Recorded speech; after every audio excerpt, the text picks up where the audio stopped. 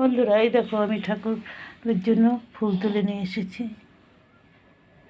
এই যে হলুদ জবা ফুল, নীল ফুল, তারপরে নয়নতারা ফুল, এই যে আছে সাদা ফুল আছে, এটা আরও একটা নীল ফুল, এটা সাদা অপরাজিতা ফুল, ধুতরা ফুল, করবী ফুল, কাঠঠোকর ফুল, সাদা কুন্দ ফুল, পাতা নিয়ে এসেছি তুলে।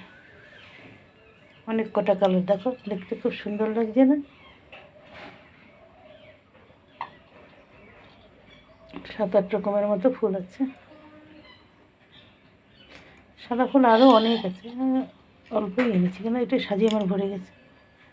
সাজিটার উপর দিয়ে তো উঠে গেছে না, তাই কিছু রেখে এসেছি গাছে আর নিয়ে বেশিটাই নিয়ে আসছি। অনেক সময় কেউ তুলতে গেলে বলে আমাকে একটু ফুল দেবা, আমি একটু নেব, বলি নাও, আছেই তো অনেক সাদা ফুল। আর শীতকাল এলে তো তখন সাদা ফুল কি কোনো ফুলই ফুটতে চায় না। আর এখন তো বর্ষা আসছে, একটু বৃষ্টিও হয়ে গেছে কতদিন, সেই বৃষ্টি, তো এখন অনেক সাদা ফুল ফোটে। আর বৃষ্টি যেদিন থাকে সেদিন 9টা-10টার আগে ফুল ফোটে না, সাদা ফুলগুলো 10টার দিকে ফোটে।